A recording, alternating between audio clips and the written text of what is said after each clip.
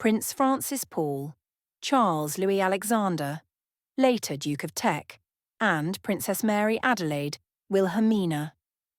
Elizabeth of Cambridge were the unlikely father and mother of Victoria Mary of Teck, better known as Queen Mary, consort of King George V. Both were born into royal lines, yet their lives unfolded far from the centres of power. Francis was the morganatic son of Duke Alexander of Württemberg and a Hungarian countess. Mary Adelaide was a granddaughter of King George III. Despite their noble blood, each faced personal struggles. This documentary explores their family backgrounds, personalities, marriage and hardships, and shows how their union shaped their daughter, the future Queen Mary. Francis was born on 28 August 1837 in Slavonia, modern-day Croatia, as Count Francis von Hohenstein. His father, Duke Alexander of Württemberg, was the son of Duke Louis of Württemberg. His mother was Countess Claudine Rede von Kiss-Rede. Crucially, Alexander's marriage to Claudine was morganatic, meaning that Claudine and her children could not inherit royal titles or succession rights. Francis thus entered the world with little status or wealth. As one historian notes, his sole inheritance was a handsome profile and a fine physique, since the royal privileges had passed to his father's legitimate half-brothers. At birth, Francis was granted the courtesy title Count of Hohenstein, after his mother's title. Francis's upbringing was shaped by this mixed royal Hungarian heritage. He was educated at the Imperial and Royal Technical Military Academy, 1849 to 1853, and joined the Imperial Austrian Army as a young officer. He fought in Italy during the Austro-Sardinian War of 1859, earning a gold medal at the Battle of Solferino. The attractive young count became something of a celebrated officer at the Viennese court. He was known as der schöne Ulan, the handsome cavalry officer, for his good looks. Nevertheless, because of his morganatic birth, he was not considered a suitable match for most European princesses. In 1863, King William I of Württemberg created him Prince of Teck, with the style of Serene Highness, in an effort to raise his status. 4 years later, he abandoned the Austrian army and moved to England to wed his bride. Mary Adelaide was born on 27 November 1833 at Hanover, in the then Kingdom of Hanover, now Germany. She was the third child and only daughter of Prince Adolphus, Duke of Cambridge, the youngest son of King George III, and Princess Augusta of Hesse-Kassel. In other words, Mary Adelaide was a granddaughter of King George III and first cousin to Queen Victoria. As a royal-born British princess, she held the style Her Royal Highness Princess Mary Adelaide of Cambridge. Her childhood was one of privilege. She was educated at home in fine arts, languages and court etiquette, and spent her early years in Hanover while her father served as viceroy there. Mary Adelaide grew into a lively, warm-hearted woman. She was notably overweight, a fact that earned her the nickname Fat Mary in later life. But she embraced her appearance and personality. Contemporary accounts recall her as a jolly old maid with a brilliant sense of humour and a keen common touch. In many ways, she became an exemplar for a modern royal. London writer Jamie Samhun observes that Mary Adelaide was the original people's princess, beloved for her devotion to charity, witty conversation, and popular manner. She famously patronised numerous causes, hospitals, orphanages, and children's charities, and was known to work as a stallholder at local bazaars to help the poor. Parliament granted her a civil list allowance of £5,000 per year, a large sum at the time, of which she reportedly gave away at least 1/5 to charity. Her philanthropic spirit and approachable warmth helped to soften public perception of the monarchy, raising its prestige by linking the crown with ordinary people. Despite her royal lineage and public popularity, Mary Adelaide faced her own challenges. By her late 20s, she remained unmarried, which was unusual for a princess of her era. Rumoured suitors like King Victor Emmanuel II of Italy found her generous but lacklustre, and some even preferred scandal. Insiders called her Fat Mary, due to her portly figure, and her modest income made her less attractive in the marriage market. Queen Victoria and society treated her with a mix of pity and affection. In 1865, Mary Adelaide finally met an eligible husband, a union that would resolve both her and Francis's predicaments. The marriage of Mary Adelaide and Francis was in many ways a convenient solution proposed by the British royal family. During a visit to the Vienna court in 1865, the Prince and Princess of Wales, later Edward VII and Alexandra, encountered 28-year-old Count Francis. The charismatic young officer charmed them, and they deemed him an ideal match for their cousin Mary Adelaide. Francis, despite his lack of money and succession rights, was of royal blood and noted for his handsomeness. One contemporary called him the most handsome man at the Austrian court. He and Mary Adelaide were introduced in London in March 1866, and within a month they were engaged. The wedding took place on the 12th of June 1866 at St. Anne's Church in Kew, Surrey. Mary Adelaide was 32 and famously heavy-set. Francis was 29 and said to cut a striking figure in uniform. Their marriage was considered at first to be a rather odd pairing by outsiders. The overweight, plain-spoken Fat Mary with a penniless foreign-born aristocrat. But their letters and recollections suggest a genuine affection. One daughter, Mary, later Queen Mary, recalled that everyone seemed to think it would do, and it did. As royal gifts, Queen Victoria allowed the couple to reside in an apartment at Kensington Palace and gave them the use of White Lodge in Richmond Park as a country home. However, Queen Victoria refused Mary Adelaide's request to make Francis a prince of the United Kingdom, so he remained a German prince, later Duke of Teck, and royal duties for the couple were limited. The Duke and Duchess of Teck began married life with modest means. Mary Adelaide received a £5,000 annual annuity from Parliament, roughly equivalent to over £500,000 today, and she supplemented this by continuing her charitable work. The Duchess's mother, the Dowager Duchess of Cambridge, also helped support them. Despite the small income, Francis took pride in their comfortable home. He was known as a hands-on interior designer, insisting on decorating their apartments to his liking. According to one biographer, he would rearrange rooms regularly, and Mary Adelaide deferred to his taste in furnishings and carpentry.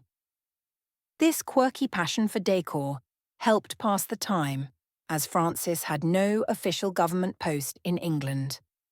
Over the next 8 years, the couple had 4 children. Their eldest was Princess Victoria Mary of Teck, born May 1867, nicknamed May, who would one day become Queen Mary. She was followed by Prince Adolphus of Teck, born 1868, later 2nd Duke of Teck and Marquess of Cambridge. Prince Francis of Teck, born 1870, known in the family as Frank, and Prince Alexander of Teck, born 1874, who later became Earl of Athlone. Princess May, the only girl, was doted on by her parents and older brothers. Mary of Teck's biographies note that her mother accompanied her on charitable ventures from an early age, instilling in her the philanthropic values Mary Adelaide cherished. The Duchess was an unusually hands-on mother. She personally helped raise her children and even took part in their schooling and play. The Duke, in contrast, was distant by temperament and absence. Kenneth Rose describes him as a man of striking good looks but volatile temperament.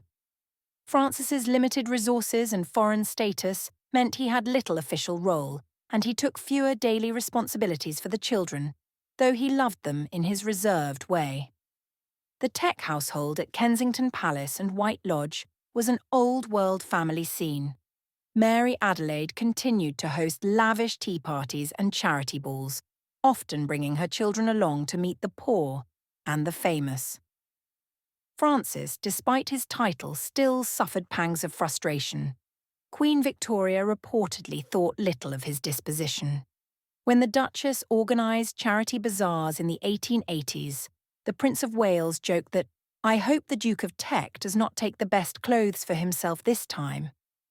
Yet even if outsiders taunted them, the family held together warmly. In private letters, Mary Adelaide confessed anxieties about money, and Francis sometimes brooded quietly, but neither let their troubles overshadow family celebrations. The daughter May later remembered them singing together and reading to the children in the evenings, painting a picture of a devoted, if imperfect, home. The Teck's affectionate family life was tempered by chronic financial stress. Mary Adelaide's generous spending on clothes, entertainment and charity quickly outstripped the family's income. By 1883, their debts had become enormous.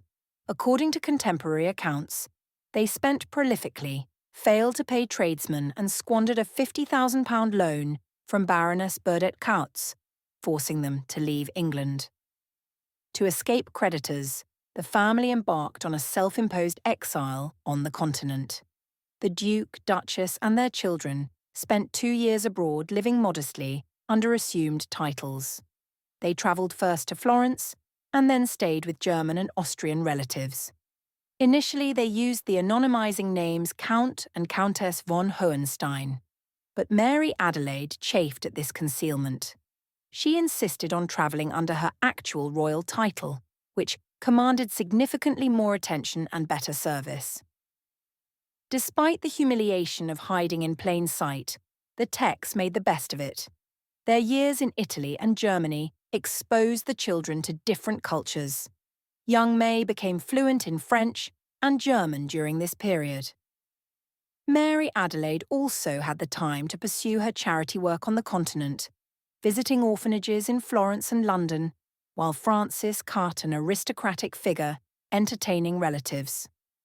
By 1885, Queen Victoria had relented. She allowed them to return to England, granting them continued residence at Kensington Palace and White Lodge. Back in London, the Tecks faced little official duty or status, but they were grateful. Mary Adelaide turned even more fully to philanthropy upon their return. The Duke, meanwhile, chafed less openly about money now that their debts had been cleared. He picked up new honorary military commissions and joined many gentlemen's clubs, though he remained a somewhat moody figure. In 1887, Queen Victoria finally granted Francis the style Highness by order in council, a gesture to mark her golden jubilee. It brought little wealth but slightly improved social standing. The true turning point for their fortunes came through their daughter May's marriage prospects, not their own. During the late 1880s and 1890s, the Duke and Duchess of Teck lived quietly in London. They oversaw Princess May's education and growing role at court. Mary Adelaide was eager for May to make a brilliant match. She pressed for her daughter to wed one of the sons of the Prince of Wales. Ultimately, May became engaged, first to Prince Albert Victor in 1891, a match approved by Queen Victoria. Tragedy struck when Albert Victor died of influenza in early 1892, a shock that deeply upset the Tecks. Francis was later described as exceedingly distraught, repeating the line, "It must be a Tsarevich, it must be a Tsarevich," over the body of Albert Victor. He was alluding to the Russian precedent of Prince Alexander marrying his brother's fiancée after the brother's death. Indeed, within months, Queen Victoria persuaded her grandson, Prince George, Duke of York, to marry May instead, and the couple wed in 1893. This marriage transformed the Tecks' status. Their only daughter was now second in line to the throne, but the Duke and Duchess never lived to see Princess May become queen. Mary Adelaide died of heart failure at White Lodge on 27th of October 1897. The kind and beloved Duchess was buried in the royal vault at Windsor, mourned as the people's princess. Francis outlived his wife by just over 2 years. As a widower, the Duke of Teck became a lonely, melancholy figure at White Lodge. He listed his hobbies grimly as little of all. He frequented club bars, he was president of the Royal Botanic Society and a member of nearly every London club, but took no more royal appointments. On 21st January 1900, Francis died at age 62. He too was interred in the royal vault beside his wife. Though neither Francis nor Mary Adelaide held great power or wealth, their personal qualities left a strong mark on those who knew them. Mary Adelaide is remembered as warm, witty, and generous to a fault. Contemporary reports describe her presiding over tea tables with witty quips and laughter. She flouted social snobbery and delighted in gentle self-deprecation. Stories of her dressing plain, then amusing courtiers by zipping up and revealing sumptuous undergowns at bazaars, became legendary. To the poor and middle class, she was an object of affection. She famously insisted on working side by side with shopkeepers at charitable sales to raise funds. As Jamie Samhan writes, her association with good causes brought the crown and the middle classes into alliance. In private, Mary Adelaide could be stubborn and extravagant in spending. These flaws contributed to her family's debts. Yet, even her critics acknowledged she was devout, domestic, and an excellent mother. Her own biographer notes that she put charitable giving before all else, reflecting deep sincerity. Francis, by contrast, was a reserved man of few words but many tastes. Queen Mary's biographer James Pope Hennessy wrote that the idle Prince of Teck knew all about what would now be called interior decoration. He took pride in arranging his home down to the smallest detail. Friends recalled him casually rearranging carpets, furniture and paintings late into the night. Such domestic preoccupations hinted at an amiable, if dandyish side to his character. Behind closed doors, however, Francis could be temperamental. Kenneth Rose described him as volatile and irritable about his status. Having no inheritance or public role left him frustrated. He sometimes snapped at servants or family members. Yet this was coupled with affection for his children and wife. His voice reportedly broke with emotion when witnessing his daughter May's happiness at her wedding. The Duke and Duchess together created a home where laughter and love were present, even amid worry and scandal. They shared with Mary a blend of public duty and private eccentricity. One touching account relates that after Mary married and moved into royalty, both the Duke and Duchess of Teck missed Princess May horribly. The Duke became more cantankerous without her, and Mary Adelaide was left in a depressed state. This poignant detail shows the depth of their attachment to their only daughter. May had been the apple of their eyes, raised with affectionate spoiling, balanced by a strict household routine. The Tecks dotted on Mary's achievements, while also preparing her to shoulder the crown's burdens with grace. In sum, the Teck home instilled in Princess May a sense of duty and compassion. She grew up watching her mother's charitable example and her father's insistence on dignity. The legacy of Francis and Mary Adelaide is most vividly seen in their daughter, Queen Mary.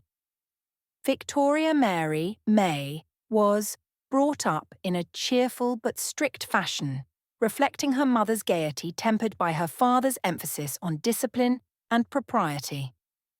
The cosmopolitan childhood on the continent gave Mary fluency in German and French, which later helped her as a European royalt. From Mary Adelaide she inherited generosity and public-mindedness. Long before marriage, the young Princess Mary assisted her mother in visiting hospitals and schools. From Francis she inherited love of tradition and form. Even as Queen, Mary was known for her meticulous attention to court dress and protocol. Financial caution was another lesson. Unlike her spendthrift parents, Mary became famously frugal. She once remarked that in her childhood the family had nothing to our great detriment because they lived in debt and had to learn to budget tightly. This upbringing made her vigilant about money in the royal household, ensuring the monarchy was not seen as wasteful. Yet she also absorbed her mother's warmth. Queen Mary adored charities and treated her staff familiarly. Her childhood home, where beggars were as welcome at dinner as dukes and children learned sympathy, left an indelible mark on her character. In the end, the Duke and Duchess of Teck achieved a measure of royal destiny through their daughter. Both had been of minor rank, deprived of status by circumstance, but through Princess May, they joined the imperial family. On 22nd January 1901, Mary, now Princess of Wales, crowned her father's head with the crown of Queen Adelaide. Though her parents did not live to see this, their memory clearly inspired Mary's own devotion to duty. Biographers note that Queen Mary continued her Windsor dynasty with a reputation for dignity and strength, traits undoubtedly rooted in the example of her noble, if troubled, parents. The story of Francis and Mary Adelaide is thus one of contrasts and complements. A Hungarian count's son who became a Teck prince, and a British princess known as Fat Mary, who became the People's Princess. Together they embodied the old and new worlds of the Victorian age. They faced obstacles, loss of fortune, questions of rank, even mockery. But they also found joy in love and family. In their personal struggles and triumphs, we see the making of the woman who would someday sit by King George V as Queen Mary. It was on the solid, affectionate foundation they built, in that modest London home on Kensington Palace grounds, that Princess May grew into the strong, compassionate matriarch of a new generation of monarchs.